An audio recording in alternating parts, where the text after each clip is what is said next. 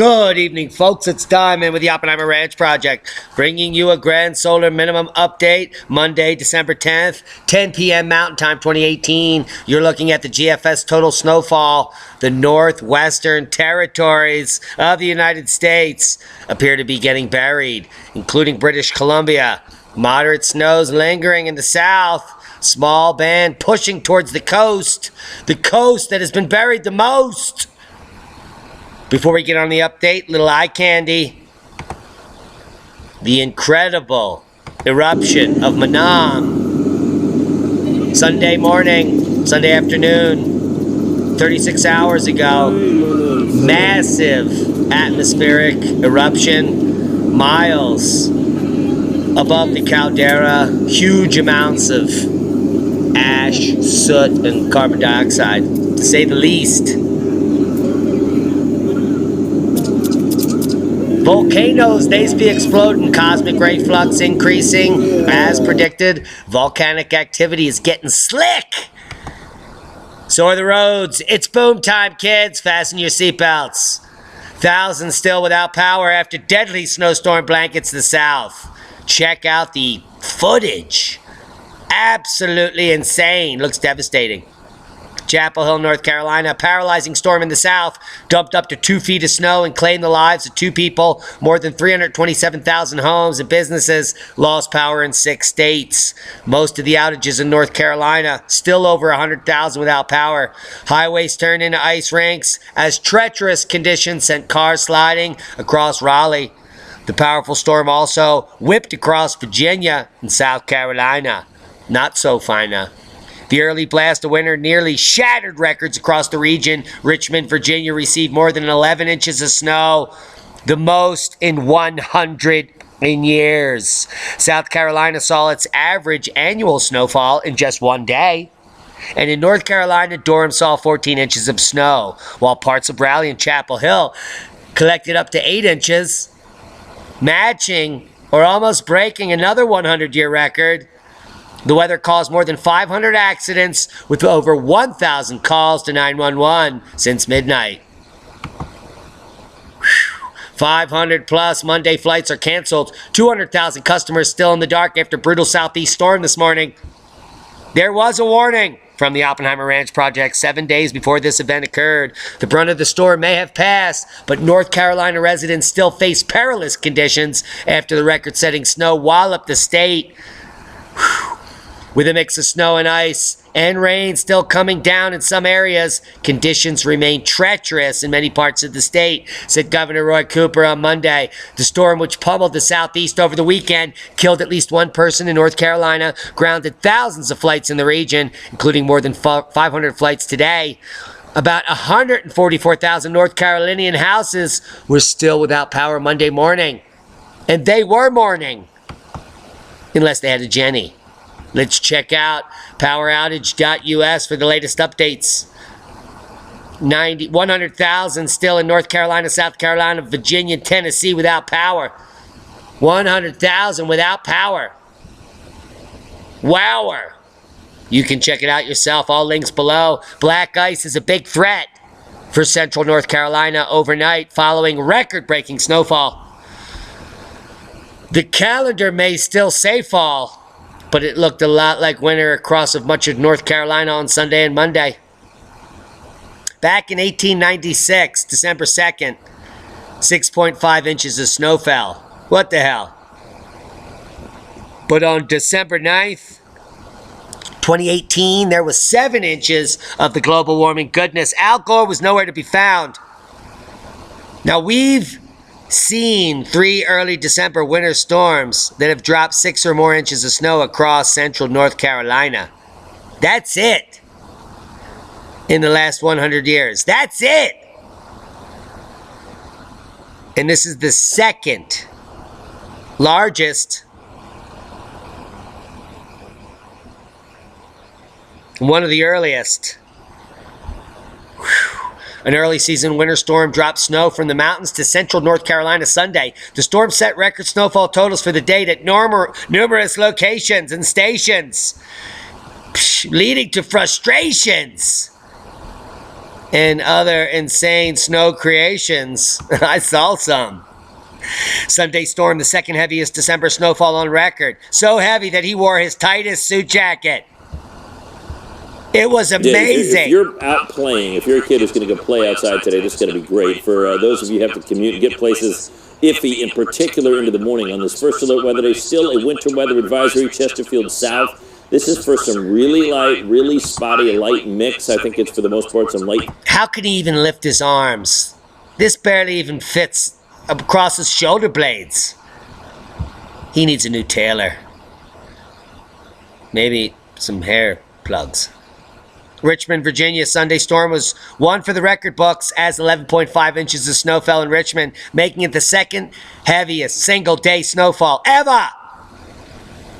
The number one snowiest day in December was 15 inches on the 22nd, back in the centennial minimum, which had to do with the sun back in 1908. The storm also made it the sixth snowiest month of December on record, even though we're only 10 days into it. On Sunday, just to the west of Richmond International Airport, where the official measurements taken were 13.5 inches of snow fell in Midlothian, 13 inches in Bon Air, and Short Pump. Wow, I want to live in Short Pump. Ashland reported 12.5 inches. Those were cinches. For a complete list of snowfall totals, check out the map. Holy macaroni. Areas in gold were buried. So far this winter, Richmond has seen more snow than Detroit, Salt Lake, Denver, Milwaukee, and Anchorage, Alaska. Holy f***ing boom. Yeah. We started this video without even a volcanic boom jiffy. Because we're doing it in a quiffy. Many out and about despite the extreme cold. In fact, Channel 10 News, working for UNBC, reports on a family of 6 that actually can go to a local cafe when there's a snowstorm. Why this is news is anyone's guess. Record-breaking snowfall totals, I guess, are illegal as a headline in Roanoke. Absolutely insane. About to get to the GFS models.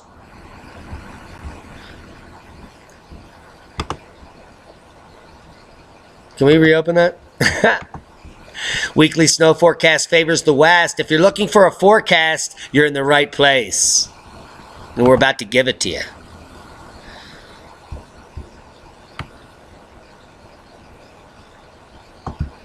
That is not even what we wanted. But we're going to get to it. Stick with us. Take a look at the Appalachian Ski Mountain in North Carolina, December 9th, 2018, where 15 inches of new snow fell.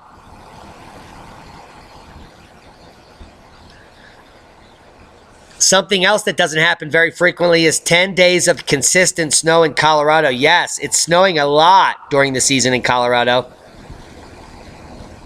Forecast for Monday to Friday is 10 consistent days of snow.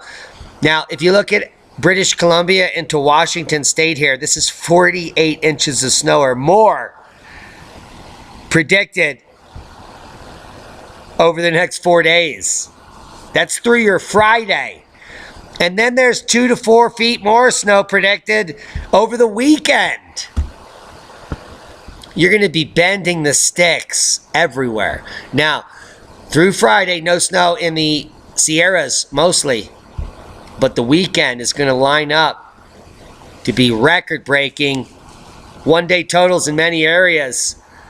But this week, multiple waves of moisture are going to dump. Heavy avalanche warnings, killing many people, crushing buildings, taking out trees all week. And we're going to report on it before your very lives. I was hoping to get back to some more numbers here.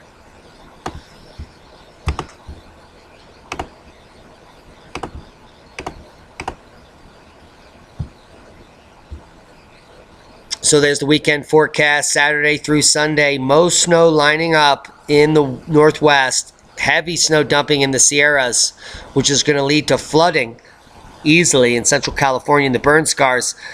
Light snow swath up in New England, keeping it chilly. Heads up, Philly. Let's check out the GFS model. 10 minutes, 42 seconds in. You win. Ontario. Yeah, you've been complaining. Nothing happens in Ontario or Saskatchewan. Well, you're going to get a light slathering of dust right before Christmas, making it a white Christmas. Might have a white Christmas in most of New England. And let's check the models. So we have light snow moving towards the North and South Carolina coast. Some light snow, it appears to be happening currently.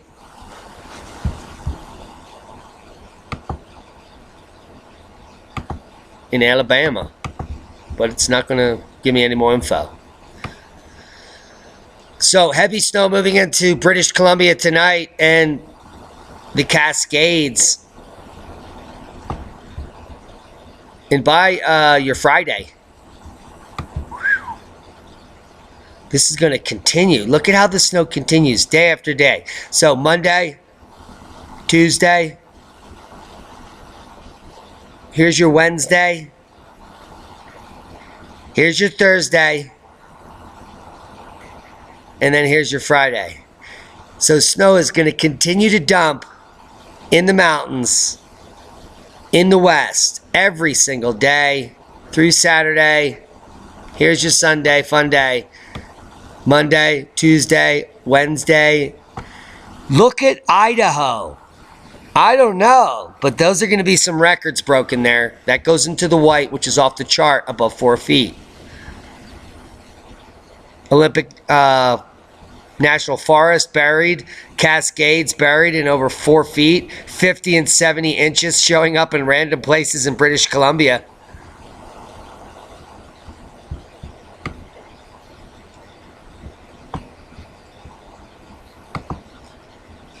Before winter, it's brutal. Southeast storm winding down northwest to see multiple storms this week. Lingering light rain and snow across the southeast states will taper off through this evening as the storm system shifts off the coast. Mainly dry weather is expected for central and eastern states through midweek. Thankful break. An active weather pattern will impact the Pacific Northwest and Intermontane West through the week, with heavy rain and mountain snow as multiple storms batter the region. Take a look at the map for winter storm warnings and watch. It's still most of North Carolina. Parts of northern South Carolina still in the watch zone. Idaho, western Montana, large swaths of Washington State and parts of northeast Oregon also in the winter storm warning and watch zone, as heavy snow begins to build and will continue to pummel the region for 5 straight days.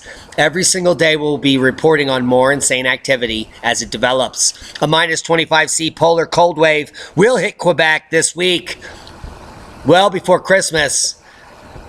No one will miss this because they're going to be freezing their arse off. We've already had a taste of some bitterly cold weather across Quebec during the weekend, as well as earlier in October and November. But what would Monday be if it didn't hit us unbelievable, miserably bone cold, chilling cold? Man, who wrote that? A massive cold wave is expected to hit Quebec this week, with temperatures in the province welcoming some of the coldest air on the planet. Montreal and Quebec City will be seeing temperatures in the low minus 20 Cs before they begin to warm up on Saturday. Say it ain't snow. No, it isn't. It's minus 25°C temps. And everyone in Canada is going to be like, oh, that's warm. It's warm. I love minus 40. I go out and I put my wife beater on and I swim in the snow. Minus 35 is so hot. Boom! 7.1 kicking off. 48 kilometers north of Bristol Island just moments ago. This is a major mid-ocean ridge, multi-junction area. And this is at the top of the key. No tsunami warning, advisory, watch, or threat coming from this mid-ocean ridge. Earthquake, 7.3 mag, 109 mile depth. Stunning. Stunning development as we're doing it live. I love it. I love the fact that the mid-ocean ridges are swelling as predicted, as the Earth is swelling due to cosmic rays, weakening magnetosphere, and our weakening sun. Now, thankfully, this is in an area where there are no humans. But we definitely are in a major earthquake drought, and this is just picking up some of that drought and putting it down in a place that will not harm human lives. So, someone's looking out for us tonight. 7.1, downgraded from 7.3 just minutes ago, before your very eyes, because it's in such a remote region that they can do that. Now at 164.7 kilometers at a mid-ocean ridge, this event may not be over. It may translate up to the top at a higher magnitude. If this gets above 50 kilometers and expresses as an 8.0, we could be seeing a tsunami warning develop over the next 12 hours. No other quakes of note. Fracking in Oklahoma, disgusting. Still a moderate uptick in southern Alaska. We did just moments ago have a 5.0 in Russia at 111 kilometers. Seems to be the depth where moderate or larger quakes are happening currently. We'll keep an eye on this Antarctic region as things develop. Papua New Guinea's Manam volcano remains dynamic. Heads up! Let's watch it run through. Who knew? You did. Now. Smoke them if you got them, kids.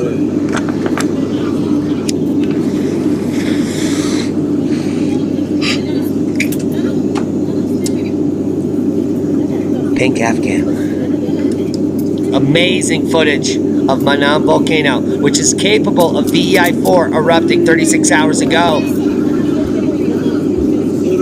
Off the west coast of Papua New Guinea, the Manam Island volcano erupted around 1 o'clock on Sunday, which was not a fun day, especially for those people that were hiking around the volcano. Papua New Guinea's Volcanological Observatory said Saturday's eruption ejected dark gray ash plumes an estimated 2 kilometers high. Frequent projections of lava fragments into the air were recorded, as was audible rumblings, similar to those recorded supposedly on Mars in Monument Valley. Blown southeast, the ash plume caused ashfall on villages between Bokakru and Warisi in Mandang in the north coast of Papua New Guinea's mainland. The eruption had now ended, but the fact that 3 had occurred in Manam within 4 months suggests the volcanic system was still dynamic and volcanic. Wow. These people are smart. Let's come over to Smithsonian Institute's Global Volcanism Program and check out the historical eruptivity, or the historical eruptive history of Manam. Recent weekly report during 2nd to 12 October, brown, gray, brown, and dark gray ash emissions rose as high as 1 kilometer above Manam's southern crater. Bluish vapor was noted during the 3rd to 4th of October. Many Mayans thought it was the Kachina. Let's check the eruptive history. This baby blew in 2014 as VEI4 and 2004, 10 years prior. Holy macaroni. So we have the potential for VEI4 coming off of this volcano at any moment. Look at the gaping hole on the side. That's the amount of ejecta that blows out during a VEI4. VEI5 would be the whole caldera. How dare you? And you could see the modern eruptions happening right here where this little cinder cone is forming in the middle. Very active scenario at Manam. That's not the only one that we can add to the list over the last day. Turrialba volcano spits ash over the great metropolitan area of Costa Rica. Many people are moving to Costa Rica to be safe during the grand solar minimum.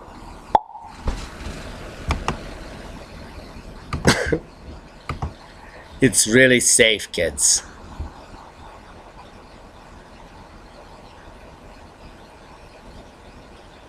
Yesterday, 11:06 UTC, Turrialba blowing.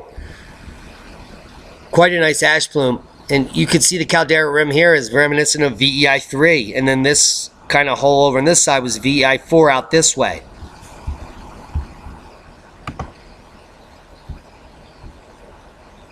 The constant eruptions of the Turrialba volcano in Costa Rica that have been registered since yesterday and throughout the day today have caused ashfall in different parts of the great metro area of Costa Rica, causing many people to freaka and or seek a shelter from the ash. Now imagine tens of thousands of people moving to this island.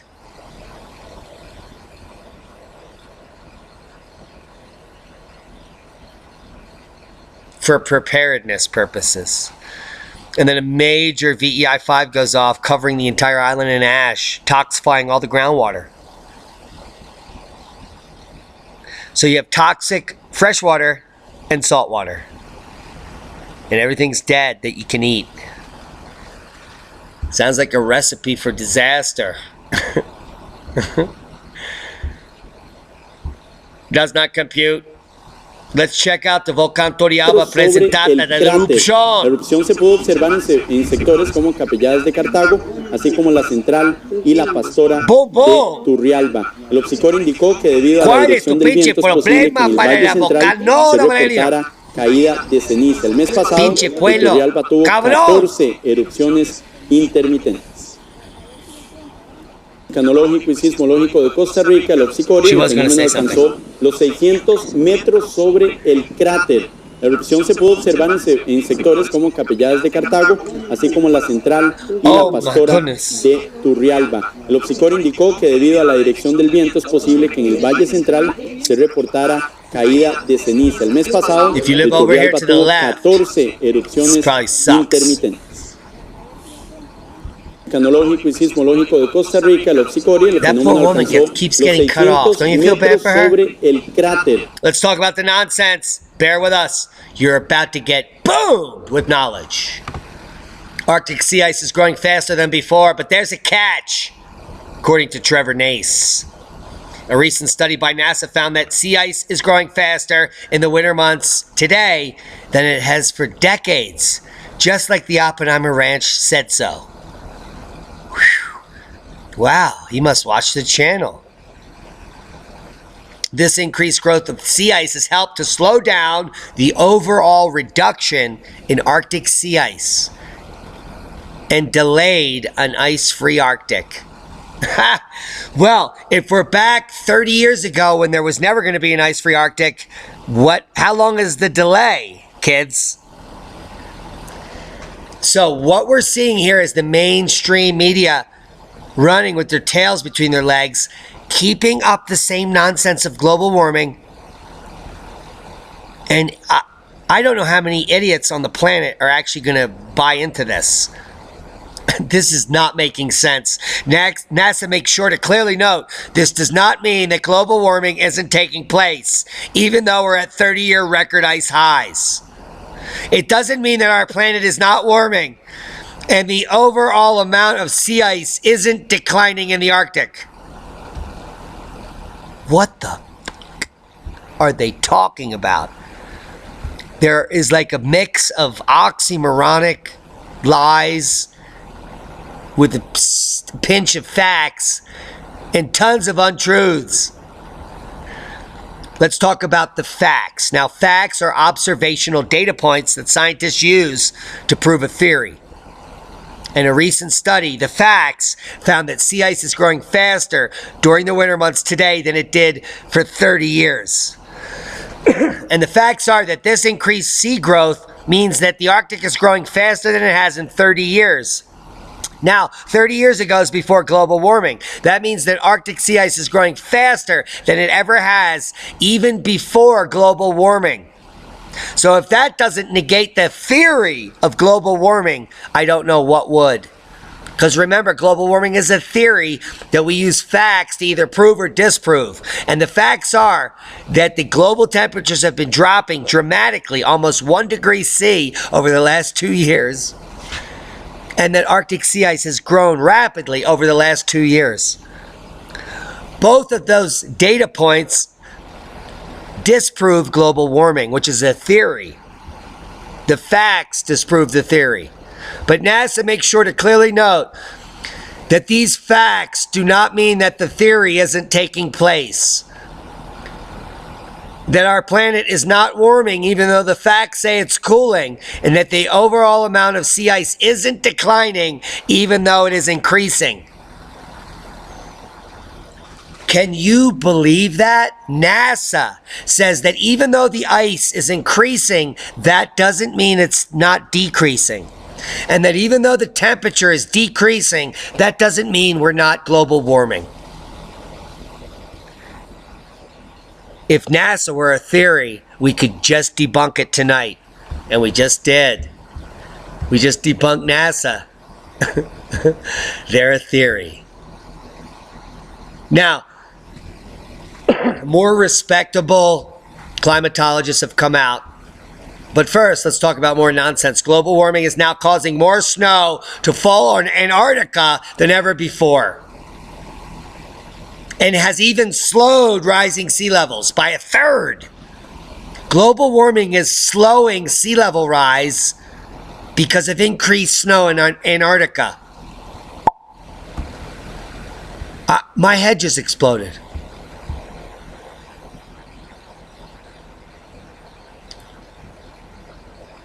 If you are not picking up what we've been putting down for the last year, it's getting thick. You better buy some boots. More snow in Antarctica has offset sea level rise by up to a third, and it's caused by global warming. Sea levels are rising at a different rate. In fact, that means they're slowing down all around the world because they've never been catastrophically rising ever in your life.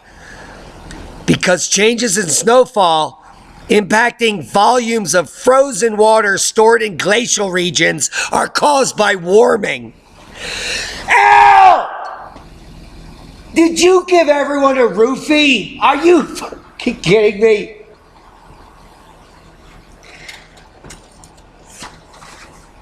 Joe Pinkstone for Mail Online, you should be embarrassed. You wrote in your first sentence that global warming is causing more snow to fall on Antarctica, sea levels to drop, and glaciers to build. Exactly as we predicted you would say 6 months ago. Fraud alert! Ow! Get in your hole! Now, some meteorologist with a backbone like Joe Bastardi presents the main reason why he believes global warming happened. And he also knows it stopped happening in 2016. 40-year meteorologist says recent global warming that ended in 2016 was due to natural oceanic cycles related to water vapor and not CO2. It may have something to do with the sun, but it may take a while for that to kick into Bastardi's brain. As well as other plasma physicists who still think that they can predict solar cycle 25 as being slightly higher than 24, and that will save us. Yeah, it's going to be higher. We're going to make it. As the magnetosphere wanes, I don't care if this cycle is higher, which it is not going to be. But even if it is higher than 24, the TSI will continue to drop off. This is a sunspot number.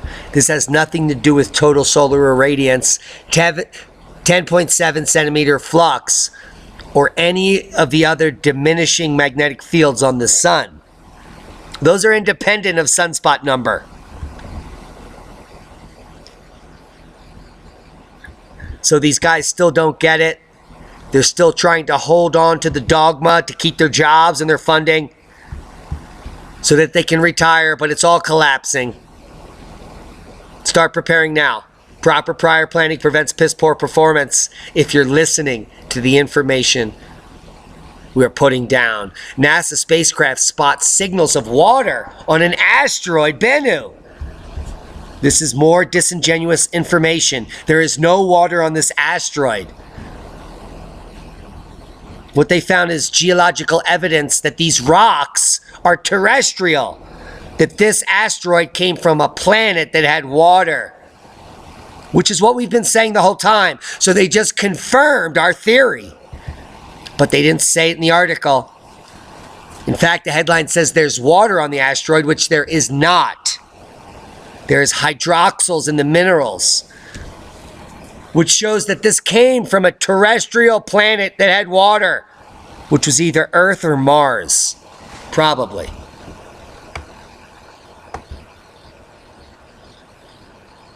Be careful what they say and what you read. Life in deep Earth totals 15 to 23 billion tons of carbon, hundreds of times more than humans can make or even represent.